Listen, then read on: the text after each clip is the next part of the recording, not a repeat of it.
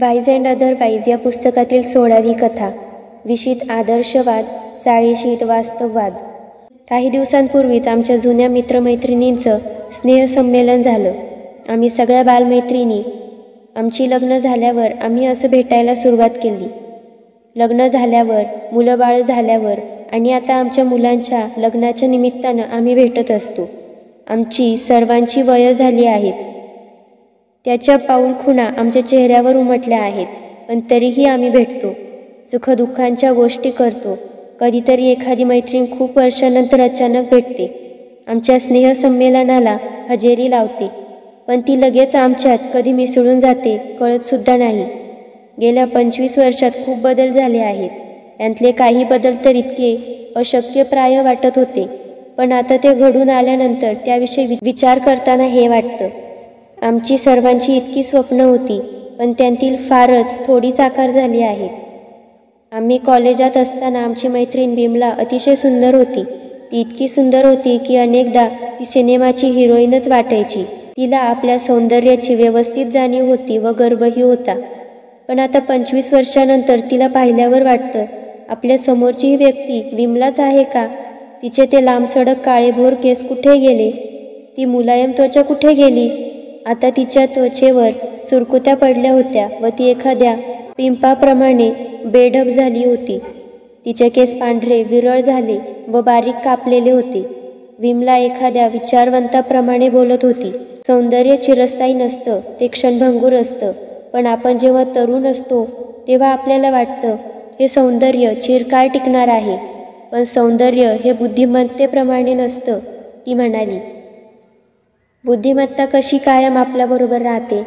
माझ्या विनूत नावाच्या मैत्रिणीनं विमलेचा हा सिद्धांत खोटा ठरवला.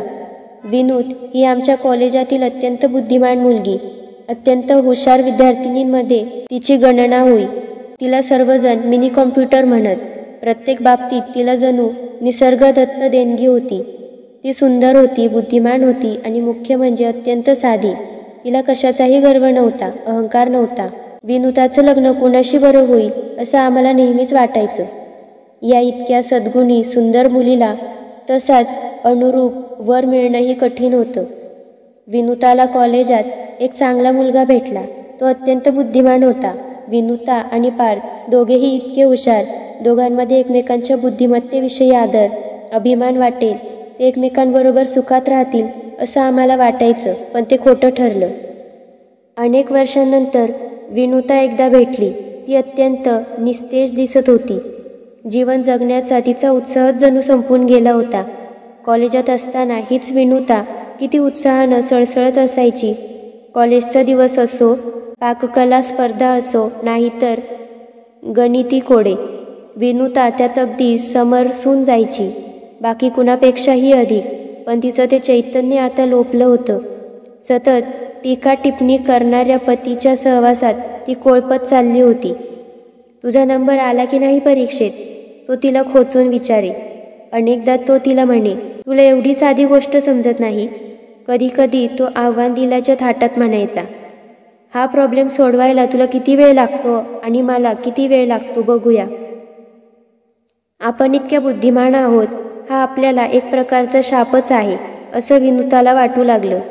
आपला समाजसुद्धा कसा विचित्र आहे. आपल्या पतीच्या यशात व कीर्तीत स्त्री नेहमीच आनंद मानत असते, पण पुरुष मात्र आपल्या पत्नीच्या यशात आनंद मानू का शकत नाही? आपली पत्नी बुद्धिमान आहे ही गोष्ट सहन करून तिचं त्याबद्दल कौतुक करणारे पुरुष विरळाच. याउलट रत्ना ही आमची मैत्रीण सर्व अर्थांनी सर्व बाबतीत अतिसामान्य होती. ती इतकी सर्वसामान्य होती की ती पुढे कोणाच्या स्मरणात सुद्धा राहिली नसेल. सर्व मध्यमवर्गीय घरातल्या मुलींप्रमाणेच ती पदवीधर झाली आणि मग लग्न करून संसारात रममाण होऊन गेली. तिचा पती रघु हा साधा कारकून होता. जरा भित्रा, गरीब स्वभावाचा होता. एक वर्ष अचानक रत्ना आमच्या स्नेहसंमेलनाला आली. तिला पाहून आम्ही सर्वजणी आश्चर्यानं थक्क झालो. ती किती आमूलाग्र बदलून गेली होती. आता ती एक यशस्वी महिला उद्योजक होती. वय तिला कित्येक पुरस्कार प्राप्त झाले होते. ती आता अगदी आधुनिक झाली होती. तिच्यातील ते परिवर्तन इतकं आश्चर्यकारक होतं की आम्ही काही क्षण तिच्याकडे टक लावून बघतच राहिलो. विमलेनं रत्नाला तिची सगळी हकीकत विचारली. शून्यातून सगळा संसार उभा करण्याची गोष्ट आहे माझी, रत्ना म्हणाली. माझ्या लग्नानंतर काही दिवसातच एक गोष्ट माझ्या लक्षात येऊन चुकली. ती म्हणजे माझ्या पतीच्या अंगात नेतृत्व गुण नसले तरी सहाय्यकाचं काम ते अतिशय उत्कृष्ट तऱ्हेने पार पाडू शकतात. ते उत्तम अनुयायी होऊ शकतात. आमच्या घरात माझी सासूच बॉस होती.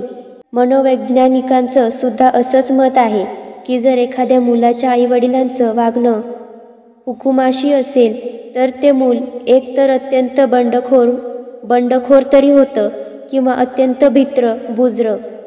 रत्नाच्या पतीच्याही बाबतीत हा दुसरा प्रकार घडला असावा. रत्नानं आपली कहाणी सांगितली. आपले निर्णय आपण स्वतःच घ्यायला हवेत ही जाणीव मला लवकरच झाली.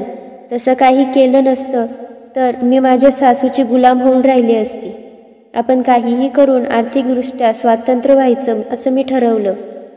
मी मूळची काही फार बुद्धिमान नाही. मला कोणतंही कलाकौशल्य अवगत नव्हतं, हे तुम्हीही जाणताच. माझी शैक्षणिक पात्रताही यथातथाच होती. या पार्श्वभूमीवर मला नोकरी मिळणंही कठीण होतं. मला एकच गोष्ट नीट जमणारी होती, ती म्हणजे कपडे शिवणं.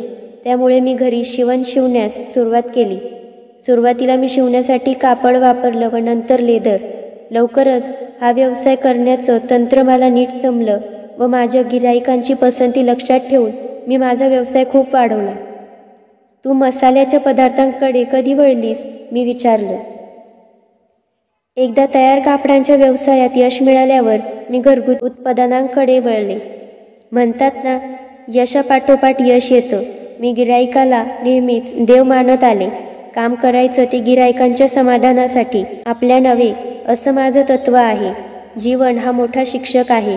मी आयुष्यात सर्व काही अनुभवांतूनच शिकले. माझ्या हातून घडणाऱ्या प्रत्येक चुकीतून मी शिकत गेले. त्या चुका पुन्हा हातून घडणार नाहीत अशी खबरदारी मी घेत गेले. रत्नाचं असामान्य धैर्य आणि त्यामुळे तिचा झालेला उत्कर्ष यामुळे आम्हाला आश्चर्यही वाटतं व आनंदही झाला. विनुता आयुष्यात खूप यशस्वी होईल आणि रत्ना अत्यंत सामान्य आयुष्य जगेल अशी आमची कल्पना होती. पण प्रत्यक्षात जे घडलं ते याच्या बरोबर उलट. वयाच्या 20व्या वर्षी आम्ही आदर्शवादी होतो आणि आता 40ला वास्तवतावादी.